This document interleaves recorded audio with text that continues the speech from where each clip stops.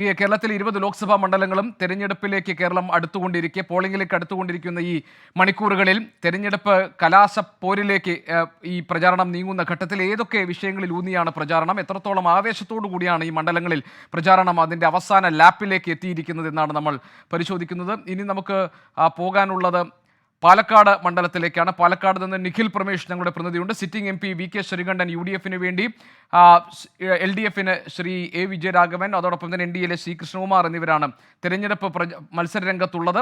നിഖിലുണ്ട് പാലക്കാട്ട് നിന്ന് വിവരങ്ങൾ നൽകാൻ. നിഖിൽ, പാലക്കാട് ഏത് രീതിയിലാണ് തെരഞ്ഞെടുപ്പ് പ്രചാരണം മുന്നോട്ട് പോയിക്കൊണ്ടിരിക്കുന്നത്? എത്രത്തോളം ആവേശം പ്രചാരണ രംഗത്ത് കാണാൻ കഴിയുന്നുണ്ട്? 3 പേരും ഒന്നിനൊന്ന് ശക്തമായിട്ടായിരിക്കുമല്ലോ പ്രചാരണ രംഗത്തുണ്ടാവുക. എന്തൊക്കെ വിഷയങ്ങളാണ് അവിടെ സജീവമായി ചർച്ചയാക്കപ്പെട്ടിരിക്കുന്നത്? ഗോപീകൃഷ്ണൻ സൂചിപ്പിച്ചതുപോലെ തന്നെ 3 സ്ഥാനാർത്ഥികളും കട്ടയ്ക്ക് നിന്ന് മത്സരിക്കുന്ന കേരളത്തിലെ മണ്ഡലങ്ങളിൽ ഒന്നാണ് പാലക്കാട്. ഏറ്റവും ശക്തമായ പോരാട്ടം തന്നെയാണ് ഇവിടെയും നടക്കുന്നത്.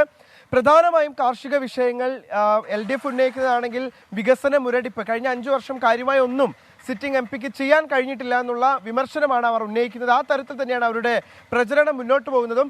LDFന് കഴിഞ്ഞ തവണ അപ്രതീക്ഷിതമായിട്ടുള്ളൊരു തോൽവിയാണ് മണ്ഡലത്തിലുണ്ടായത്. നമുക്കറിയാം, MP രാജേഷിനെ പോലെ വളരെ മുതിർന്നൊരു നേതാവ് മത്സരിച്ചിട്ടും അദ്ദേഹം പരാജയപ്പെടുന്ന സാഹചര്യം ഉണ്ടായി VK ശ്രീകണ്ഠനോട്.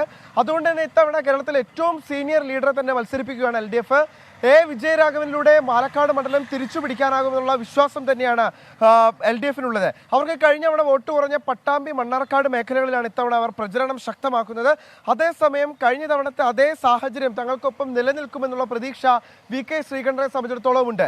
BJPയെ സംബന്ധിച്ചിടത്തോളം അവരുടെ ആത്മവിശ്വാസത്തിന് ആക്കം കൂട്ടുന്നത് ശ്രീ കൃഷ്ണകുമാർ എന്ന സ്ഥാനാർത്ഥിയുടെ മികവ് തന്നെയാണ്. അദ്ദേഹം വളരെയേറെ നാളുകളായി പാലക്കാട് പ്രവർത്തിക്കുന്ന വ്യക്തിയാണ്.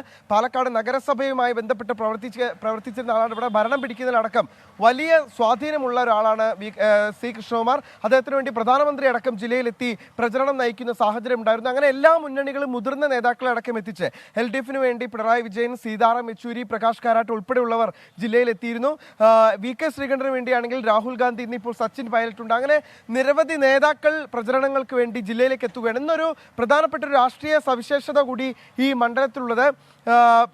മുതിർന്ന നേതാക്കൾ തുടർച്ചയായി എത്തിക്കൊണ്ടിരിക്കുന്ന ഒരു ദിവസം കൂടിയാണ് ഇന്ന് എന്നുള്ളതാണ്. ഇന്ന് സച്ചിൻ പൈലറ്റ് ഉണ്ട്, PK കുഞ്ഞാലിക്കുട്ടി ജില്ലയിലുണ്ട്. അങ്ങനെ മുതിർന്ന നേതാക്കളെല്ലാം, VD സതീശൻ ജില്ലയിലുണ്ട്. അങ്ങനെ എല്ലാ നേതാക്കളും വോട്ടുകൾ പെട്ടിയിലാക്കുക എന്നുള്ള അന്തിമ ശ്രമത്തിലാണ് മുന്നണികൾ. അത് വരും 2 ദിവസങ്ങളിൽ കൂടി തുടരും. പരസ്യ പ്രചരണം അവസാനിക്കുന്നതിന് തൊട്ട് മുൻപ് വരെ പരമാവധി ബൂത്തുകളിലേക്ക് നേരിട്ടെത്തി ആളുകളെ കാണുന്നതിന് വേണ്ടിയുള്ള പരമാവധി ആളുകളെ നേരിട്ട് കാണുക, വോട്ട് ഉറപ്പിക്കുക, അതിലേക്ക് ഈ സ്ഥാനാർത്ഥികളും മുന്നണികളും കടക്കുന്നു. പാലക്കാട്ടെ തെരഞ്ഞെടുപ്പ് പ്രചാരണത്തിന്റെ വിവരങ്ങളാണ് ഇപ്പോൾ നമ്മൾ കണ്ടത്. അതാണ് നിഖിൽ പ്രമേഷ് നൽകിയത്.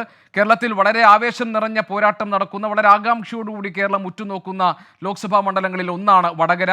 മുൻമന്ത്രി LDFന്റെ KK ശൈലജ, MLA ആയ ഷാഫി പറമ്പിൽ UDFന് വേണ്ടി, പ്രഫുൽ കൃഷ്ണ NDAക്ക് വേണ്ടി കളത്തിൽ നിറഞ്ഞു നിൽക്കുന്നു വടകരയിൽ. പല വിവാദ വിഷയങ്ങളും വടകരയിൽ ഈ മണിക്കൂറുകളിൽ ചർച്ചയാക്കപ്പെട്ടതാണ്.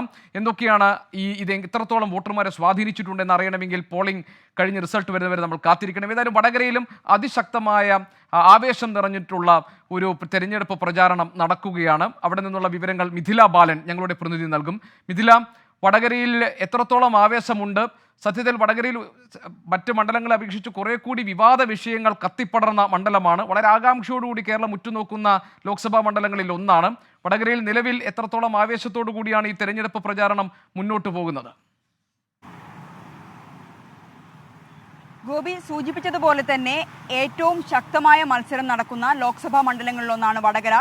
സ്വീകരണ കേന്ദ്രങ്ങൾ ആൾക്കൂട്ടങ്ങളായി മാറുന്ന കാഴ്ചയാണ് LDFന്റേതായാലും UDFന്റേതായാലും NDAയുടേതായാലും കാണുന്നത്. സ്ഥാനാർത്ഥി പ്രഖ്യാപനത്തിന് മുൻപേ തന്നെ കേരള രാഷ്ട്രീയം ചർച്ച ചെയ്ത ഒരു മണ്ഡലം കൂടിയാണിത്. അതിൽ ആദ്യത്തേത് UDF സ്ഥാനാർത്ഥി K മുരളീധരന്റെ മണ്ഡലമാറ്റമാണ്. വടകരയിൽ നിന്നും സിറ്റിംഗ് MP ആയിരുന്ന മുരളീധരൻ വടകരയിൽ നിന്നും തൃശ്ശൂരിലേക്ക് പോകുന്നു. പകരം ഷാഫി പറമ്പിൽ പാലക്കാട് നിന്ന് വടകരയിലേക്ക് എത്തുന്നു. മറ്റൊന്ന്, ഇടത് സ്ഥാനാർത്ഥി KK ശൈലജ വടകരയിൽ മത്സരിക്കാനെത്തിയത്. അത് വലിയ രീതിയിൽ ഇടത് വലത് മുന്നണികളുടെ മത്സരത്തിന് ആക്കം കൂട്ടിയിട്ടുണ്ട്. ടീച്ചറുടെ വ്യക്തിപ്രഭാവം മാത്രമല്ല, ആരോഗ്യമന്ത്രി എന്ന നിലയിൽ ടീച്ചർ നടത്തിയ പ്രവർത്തനങ്ങൾ, സ്ത്രീ എന്ന പരിഗണന, സ്ത്രീ വോട്ടർമാരുടെ വോട്ടുകൾ ടീച്ചർക്ക് ലഭിക്കും എന്ന ഒരു വിശ്വാസം, 38% ന്യൂനപക്ഷ വോട്ടുകൾ മണ്ഡലത്തിലുണ്ട്. ഇത്തരത്തിൽ നോക്കുകയാണെങ്കിൽ LDFും UDFും BJPയും ഒരേപോലെ തന്നെ ആത്മവിശ്വാസം വെച്ച് പുലർത്തുന്ന ഒരു മണ്ഡലമാണ് വടകര. ഗോപി സൂചിപ്പിച്ചതുപോലെ തന്നെ കേരള ഏറ്റവും കൂടുതൽ വിവാദ വിഷയങ്ങൾ ചർച്ച ചെയ്ത ഒരു മണ്ഡലവും വടകരയാണ്. ആദ്യഘട്ടത്തിൽ UDF ഉയർത്തിയത് TP ചന്ദ്രശേഖരൻ വധം, ഒപ്പം തന്നെ കോവിഡുമായി ബന്ധപ്പെട്ട അഴിമതി, പിന്നീട് പാനൂരിലെ ബോംബ് സ്ഫോടനം, ഇതെല്ലാമായിരുന്നു UDF വലിയ രീതിയിൽ പ്രചാരണ വിഷയങ്ങളാക്കി വന്നത്. എന്നാൽ പിന്നീട് LDFിനെ എടുത്തു നോക്കുകയാണെങ്കിൽ LDF സിറ്റിംഗ് MPയുടെ യാതൊരു തരത്തിലുള്ള വികസനവും സിറ്റിംഗ് MP വടകര മണ്ഡലത്തിൽ കൊണ്ടുവന്നിട്ടില്ല എന്നതായിരുന്നു LDF മുന്നോട്ട് വെച്ച വികസനപരമായ അവരുടെ ഒരു പ്രചരണം. പിന്നീടാണ് KK ശൈലജയ്ക്കെതിരെയുള്ള വ്യക്തിഹത്യാ ആരോപണം. അതാണ് വലിയ രീതിയിൽ കേരള രാഷ്ട്രീയം ഒട്ടാകെ ചർച്ച ചെയ്ത ഒരു വിഷയമായിരുന്നു KK ശൈലജയ്ക്കെതിരായ വ്യക്തിഹത്യാ ആരോപണം. അത് ഇപ്പോഴും അവിടെ നിലനിൽക്കുന്നുണ്ട്. ആ ഒരു സംഭവത്തിൽ കേസെടുക്കുന്നത് പോലീസ് പുരോഗമിച്ചുകൊണ്ടിരിക്കുകയാണ്. എടുത്തു പറയേണ്ട ഒരു കാര്യം, ഇതിൽ സ്ഥാനാർത്ഥിക്കോ അല്ലെങ്കിൽ UDFിന്റെ നേതാക്കൾക്കോ പങ്കില്ല എന്ന് UDF കേന്ദ്രങ്ങൾ ആണയിട്ട് പറയുന്നു, അവർ ഉറപ്പിച്ചു പറയുന്നു. അതേസമയം തന്നെ കേസെടുക്കുന്നത് ഇത്തരത്തിൽ UDFിന്റെ പ്രവർത്തകർക്കെതിരെയാണ് എന്നതും ശ്രദ്ധേയമാണ്. ഇന്നലെ നമ്മൾ പാണക്കാട് സാദിഖ് അലി ശിഹാബ് തങ്ങളെ കണ്ടപ്പോൾ ഈ വിഷയം ചോദിച്ചിട്ടുണ്ടായിരുന്നു. കേസെടുക്കുന്നത് പ്രധാനമായും ലീഗ് യൂത്ത് ശരി മിഥില, നമുക്ക് വടകരയിലെ തെരഞ്ഞെടുപ്പ് പ്രചാരണ വിശേഷങ്ങളിലേക്ക് വീണ്ടും തിരികെ എത്താം.